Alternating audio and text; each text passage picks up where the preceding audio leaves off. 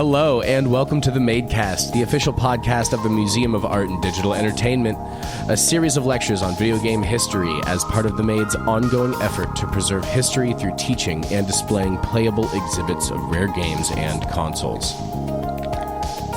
The Made is back and our doors are once open to the public. Our new location is 921 Washington Street, downtown Oakland. Our new hours are 11 to 7 Fridays and Saturdays, and 11 to 3 on Sundays. For the past few years, and still to this day, the support of people like you has allowed us to continue to bring history to you through lectures and interviews like the one you will hear in a few minutes. I'm Chun. I'm Red. And I'm Miles. This week we have Criss Burki, the event manager at the Made. They've helped put on numerous events around the Bay and at our museum for the past couple years, and we are very thankful to have them on the show. Yes, this is going to be a very exciting interview. She's been a long-time volunteer at the Made, and she's been they've been putting on a bunch of amazing events and like themed events that have helped really put a focus on some historical aspects of our displays in our museum. Before we get to this interview, we're going to have a little bit of news to get in. So, Stray is out. This cyberpunk stray cat simulator. Oh god. I've been already downloading it on my PlayStation 5 already. It's going to be... I'm going to announce it to be the game of the year already. Mm-hmm. It will be the game beating of out the Elden Ring. Yeah, absolutely. Yeah. Cats first. Cats first. Dragons and madness-driven demonic creatures second. You know what's the best thing of the game? You can scratch other people's wall and or the... Oh yeah. You can just do all the stuff cats do in the real life. Yeah, like every jerk move cats do you can do in this game. It's pretty great. This will be an exciting game to check out, so keep your eyes peeled and your PCs and PlayStations ready. In other news, Nintendo has bought an animation studio. It buys Dynamo Pictures. It's a visual production company based out of Tokyo. And they have worked with them in the past on a few different things, like some of the Pikmin short movies. But they're going to make more visual content utilizing Nintendo IP, according to them. So basically we're going to start seeing probably movies and shows with Nintendo characters animated. So let's hope they are trying to do this together with upgrading the hardware of Switch. Yeah, they're going to do that, and then I bet they're also going to release their own streaming service where you're going to have to pay $10 a month just to watch. Well, Nintendo. If they actually doing good on that, I won't mind paying like a little bit more money every month for them, but it has to be good. Yeah. Speaking of Switch, both Nintendo and Valve are warning players about playing their handheld consoles during the heat waves that are happening around the world. Those consoles, the Steam Deck and the Switch, use a lot of solder in there. And a little known fact about solder, very easy to melt. Yes, it is getting extremely hot. A little bit ago, I was over at my parents' and I landed. It was 118 when I landed in Palm Springs. So, yeah, if that's not hot enough for you, I don't know. Yeah, it's a good sign. You should not play your anything electric without sufficient air-conditioned air blowing over it. They are just not built to run normally in such such extreme environment. Just no. And a little bit sadder Nintendo news, the eShop for the 3DS and the Wii U will be going away in March of next year. So buy up everything you can on those markets before they are gone in March. I feel like they've been threatening to do this for like 2-3 years at this point. I think a while ago that they announced some kind of news about that, and then people are pretty upset, and they actually put they actually delayed the timeline of it. Not sure about that. We'll see if this will be like the final nail in the coffin for them. But we'll see when it comes. In final news, Lego has now released a Lego version of the Atari 2600, including cartridges. It looks really sleek and fantastic. If you're into Lego and Atari, this will be a good display piece. I won't be surprised if someone actually turned it into a playable Lego Atari. Give it a month. Yep. Or less. We'll be seeing videos of it. Well, I think that's all the news we have for today. So now we're going to throw it over to my interview with Criss Burki. Hello and welcome back to the Madecast. I am here with special guest Criss Burki, who is our events coordinator. Criss, thank you for coming on. Of course, it's a pleasure to be here. So, before we get into a little bit about what you do at the Made, what is your favorite game of all time, and what have you currently been playing? Ooh, great questions. Okay, favorite game of all time, I'm probably going to have to go with Banjo-Kazooie for the Nintendo 64. Just a classic. I love that game so much. Very formative in my younger age. As far as franchises go, though, Pokemon definitely has my heart now and forever. So big fan of that. What am I currently playing? I just started Stray, which is the new cat game from Annapurna. Yeah, and that is such a fantastic game. I highly recommend it to any cat lovers or pet lovers in general out there. Yeah, we talked about it a little bit with some of our other people, and just the fact that you can claw anybody's couch at will is pretty perfect. It's so good. Perfect. Sorry, that was pretty bad, but we'll move on now. That's been very exciting. So, you are the Maid's events coordinator. Yes. So, tell us a little bit about what that entails, what you've been doing for the Maid over these past few years. How long have you been with the Maid exactly again? Yeah, so I started volunteering with the Maid in 2017. So it's been 5 years now, which is wild to think about. 5 whole years with the Maid. Yeah. So mostly for events coordination, I'd say it's been sort of like 80% external, 20% internal. Definitely previously, pre-pandemic, I was doing a lot more for internal events. But since, lockdown has lifted and we also have our new amazing space in Oakland, we are opening up now to have some more external events available. So I have been back at work doing a lot of that throughout the year 2022. That's very, very exciting to hear. Another thing that I wanted to ask is, in the past, what have been some of your favorite events that you've put on or managed to help coordinate? Yeah, for sure. Definitely one of my favorites has always been GDC. We've had the opportunity to go to the Game Developers Conference in San Francisco back in 2018 and 19, I'm pretty sure. And we have a great relationship with the organizers there who have helped give us booth space on the expo floor. So we have the opportunity to talk about the Maid as like a local preservation initiative.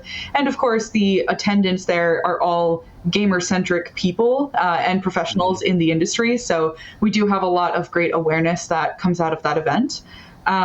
And then also another one that I've really liked is that we have done some events over at the Chabot Space and Science Museum, which is also here in Oakland, up in the hills. They have some amazing events that they throw every year and every week also. They do like a First Friday type of thing for the first Friday of every month. And we've had the opportunity to be there to do some interactive exhibits. So, attendees can check out the Maid, but then also like go to a telescope and go check out some like stars super far away. So it's a nice like interesting combo of two things at once. Yeah, it's with the Maid's with the part of the Maid's mission to foster the next generation of like curiosity and game developers. being able to keep two scientifically minded and beautiful events going on to foster their curiosity is always really, really great. Oh yeah, beautiful and nerdy. That's what we go for. Mm-hmm. Exactly. So, and like before we get back to a little bit of the Maid, we want to talk a little bit about your work at Ubisoft as well, because you work for Ubisoft as well, don't you? I do indeed. I work on the marketing team at Ubisoft. I have been there since 2019. So right before the pandemic is basically when I started. And yeah, I've done a ton of different jobs actually, which is kind of I've had a weird journey here. We went through like a couple of changes internally. So my job also ended up changing. Originally, I came on to do organic social media marketing as well as content creator marketing. And now my job has mostly shifted to only content creator marketing, but it's more on a global scale. So instead of just managing North America, I am now doing global strategy on that. Oh wow, that's exciting. Yeah. Are there different games that different segments of Ubisoft, like different, I guess different studios around the world, is it just different for each part of the world that you're looking for, or is it? Yeah, for sure. So it's broken down into different regions. So for what we do on marketing, it's based on geographical region. So for example, like the United States is a region and the United Kingdom is a region, right? So it's just different how we sort of group everything together. And to your point, Ubisoft is a worldwide company. We have studios that make our games throughout the world as well. So depending on the game and depending on what's coming out, we might also do special activations for certain titles if that, studio or specific region of the world is relevant to the game that we're putting out. Oh, very cool. That's depending on what section of the world you're in, you may get a little Ubisoft special. Yes, yeah, exactly. So, how did you get your start in the video games industry for other people that are looking to potentially do the same and jump into it? Of course, yeah. This is always a fun story to tell. So I went to college for music. I have a bachelor's in music is my undergrad. And when I graduated there, I had a friend, shout out to James Landino, for anybody who knows him. He is a composer and music producer in the video game and anime world. He was working at a studio called Harmonix. They are the video game studio that makes Rock Band and also created Guitar Hero, Dance Central. So music rhythm games is what they specialize in.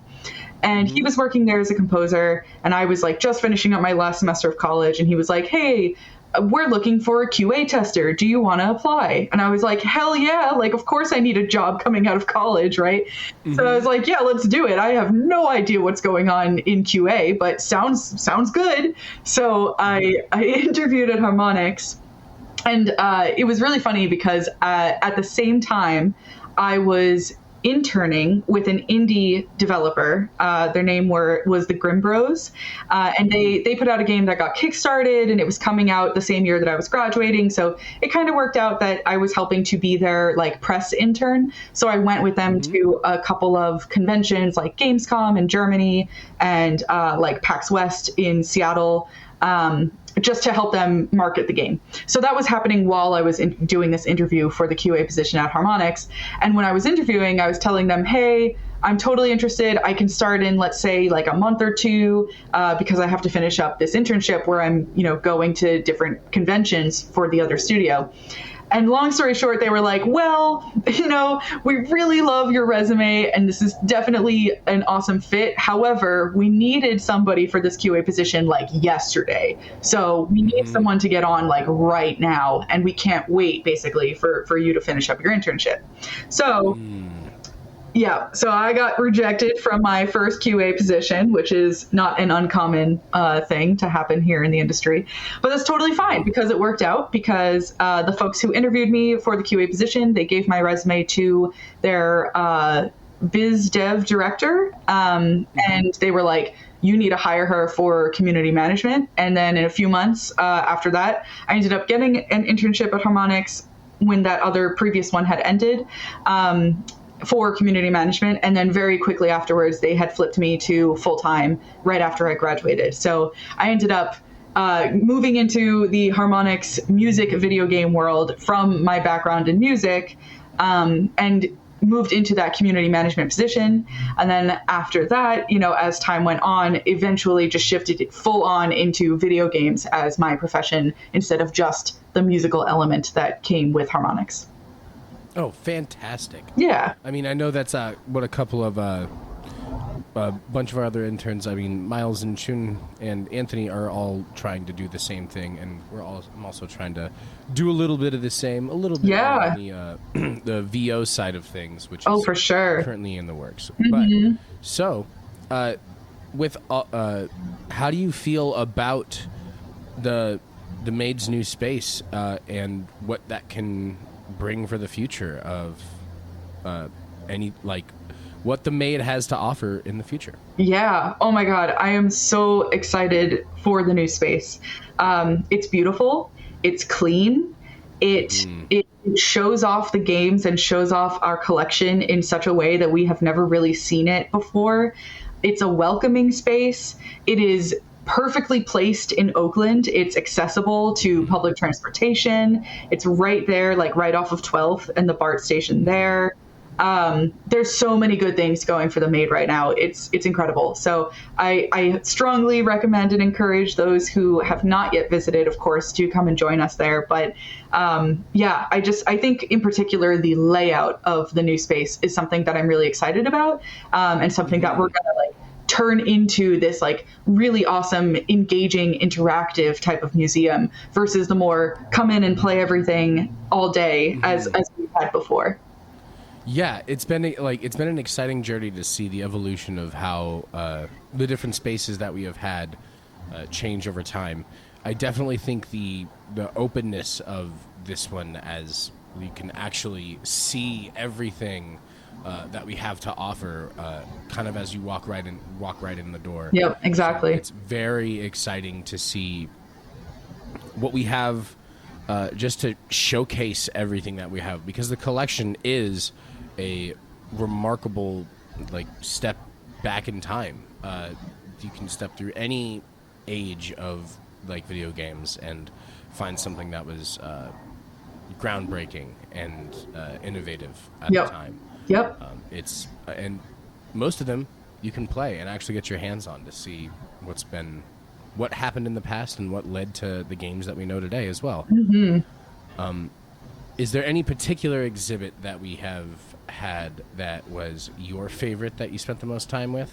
I mean, I'm always going to be biased for the Nintendo 64 because that is my console and I love it forever. And I know everyone's like, oh, 64, because usually it's either GameCube past the 64 or SNES and NES before it, but not as many for the 64. So I'm going to put in my I love 64. That's me. So anything on the 64, I'm totally down with. But in the past, we have done an exhibit that celebrated Sonic's anniversary. Mm-hmm. And we had that Sonic exhibit it was such a huge hit. And I remember we brought that to one of our external events, Mag West, a couple years ago. Yeah. And it was a huge hit. Everybody loved it. So that one really sticks out to me as a really fun collaborative effort from a lot of volunteers that put their creative energy into that one exhibit to make it really shine. Yeah, I mean, and more about that Sonic exhibit. That was a little bit after Sonic Generations came out, right? Which was another game, an independent Sonic game that celebrated the history of Sonic. Mm-hmm. And I think it was fresh-ish off of Mania as well. Yes, Mania. Sonic Mania was the one, not Yeah. Mania was incredible, very exciting. Yeah. And just to showcase the history of Sonic as well, Sonic has gone through almost as many iterations as the Maid has in the past few years. It's all been very unique. I mean, didn't we even have one of the Sonic and Knuckles for the Game Gear at that display? Yeah, that sounds right. I'm pretty sure we did. And our creative director, Steven, made this really amazing golden ring from Sonic. Yes. That we put up as the sort of exhibit centerpiece. And that was really fun to just attract people and bring everyone into the exhibit. Yeah, the entire look of the exhibit was very fantastic, and with other ones that we have had before and since, it's been very nice to have just eye-catching centric pieces to help showcase some of the history of some of these characters and games. Yeah, exactly. So, how did you originally get involved with the Maid? Yeah. Oh my gosh. So I moved to California in 2017. Like I was so fresh here. I was like a few months, little baby Californian, and I was like, well, crap. I need something to do with my life, and I'm a nerd, and I love video games, and so I just putzed around on the internet to see what sort of like local museums or just in general places where I could volunteer in the Bay Area were.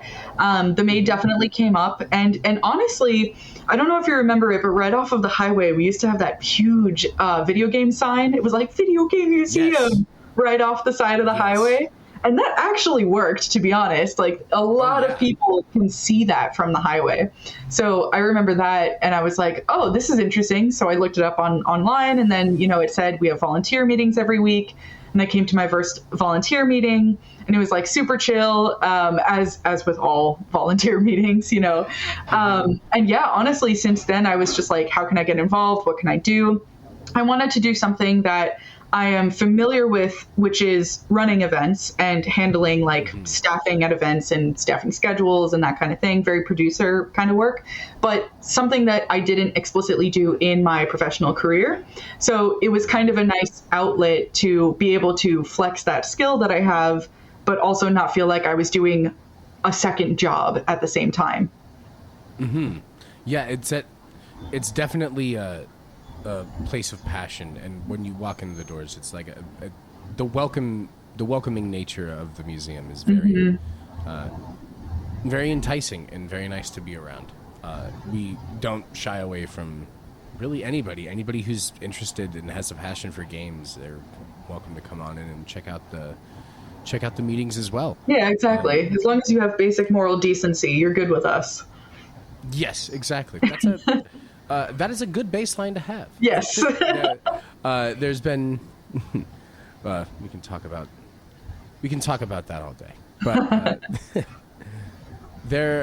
so with the Maid's upcoming, since we've been open for about a month now at this point, are there any events that are coming up that you would like to talk about? Any events that you'd like to reach out to anybody about to see if they'd be interested?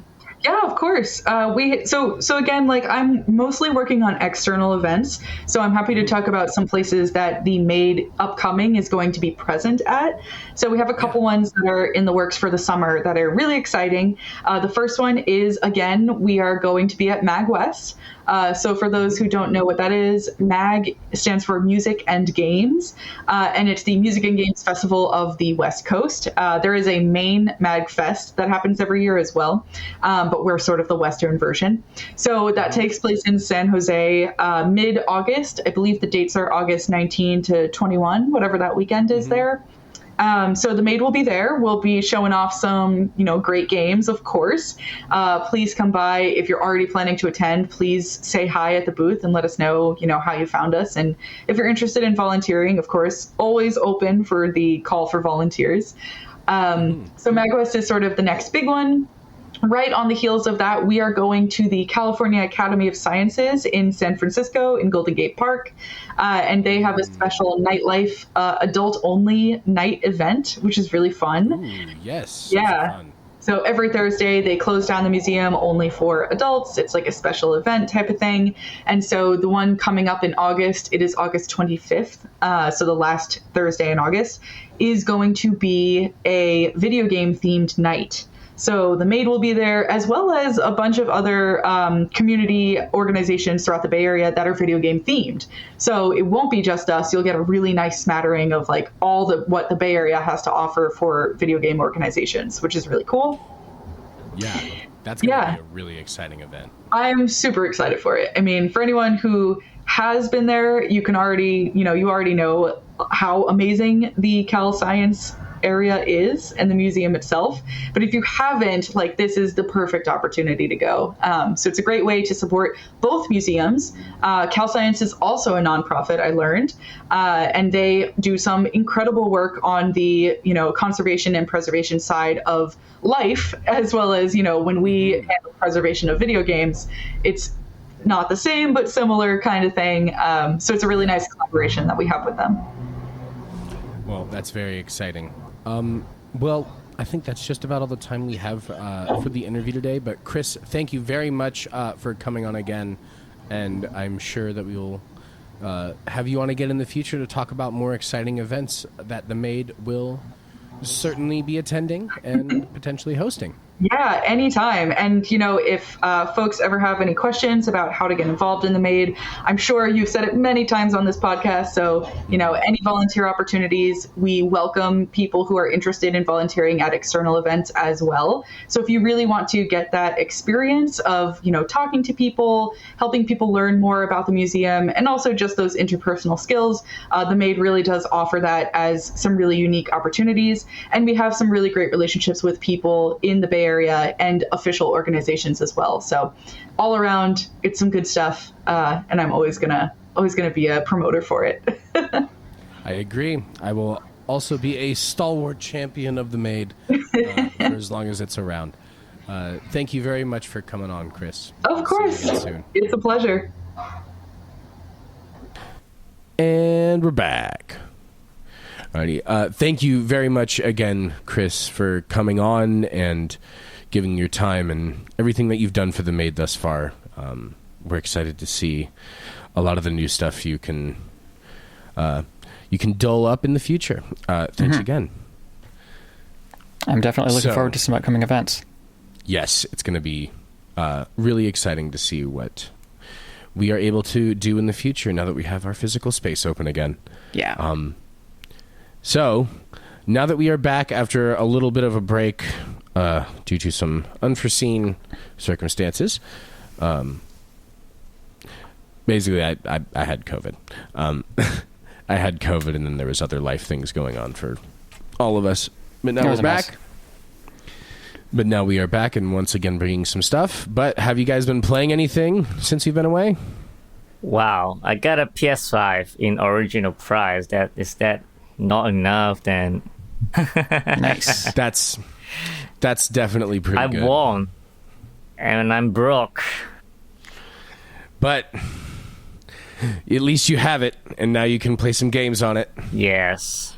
You have PlayStation Plus? Yes, I do, and that's why I have have access to the game straight, because it's they do the day one release on the subscription plan either. So I just download it straight away, and then they also provide me the PS5 version of Death Stranding, Ghost of Tsushima, and a lot of old classics PS4 games. And then I also my console also comes together with Horizon.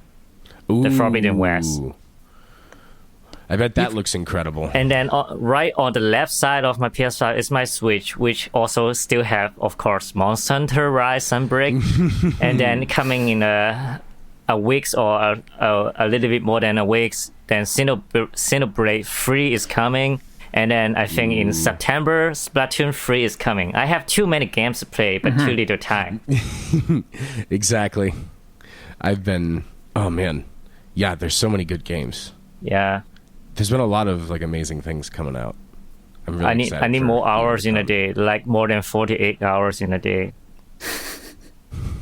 Yeah. They need to just expand each day, make it longer, and then weeks. Yeah. It's fine. We'll be good. We have winter, then second winter.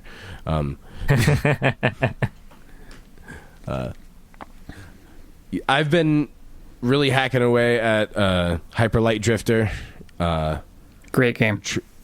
Fantastic. I'm currently trying to get all the keys, the hidden keys right now. I am one away from getting all of them. And I've gotten all the extra glyphs. It's such a well done game.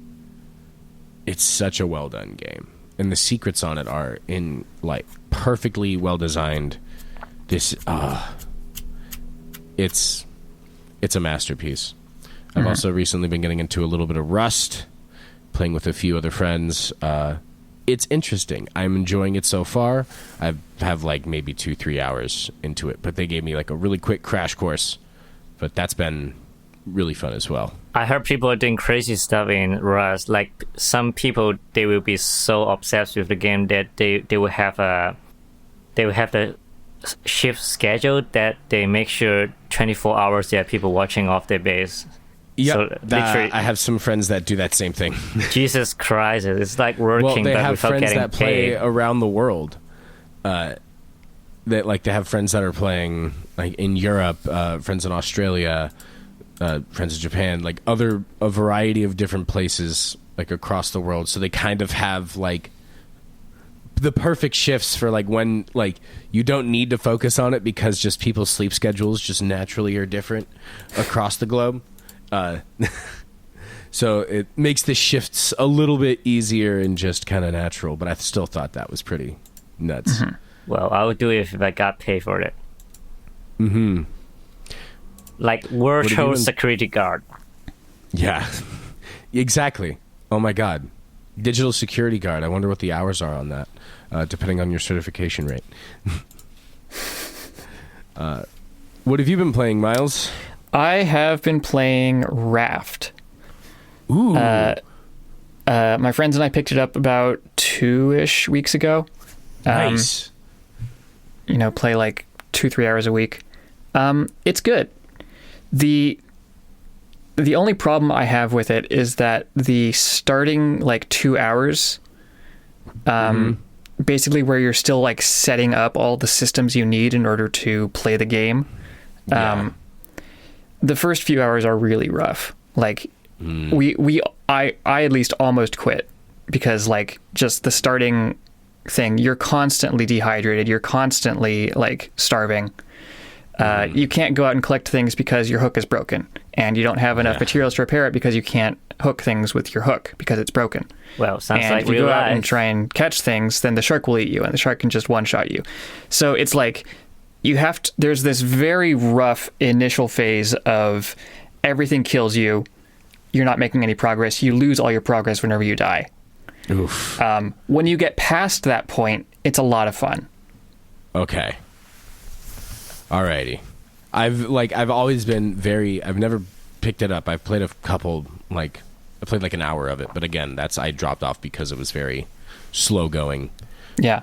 But it's always been a game that is like, I loved that survival concept was always really, really cool. Mm-hmm. Well, I believe that is just about all we have for today. Thank you. We will be back weekly once again. Thank you for listening to the Museum of Art and Digital Entertainment's official podcast. If you have any thoughts, questions, corrections, or general museum ideas, please shoot us an email at info@themade.org. We would like to send out a big thank you to everyone who donated recently and to our Patreon supporters who keep the Made afloat. Patreon donors get to listen to this podcast 1 week before it's released on major streaming services, and we'll continue that with future episodes every week. This week's episode was brought to you in part by Patreon donors Justin H.E. Anastasia Kim and Andreas Varga. Thank you so much for your support. Till next time, I'm Miles. I'm Chun. And I'm Red. Thanks, and we will see you next week. Peace.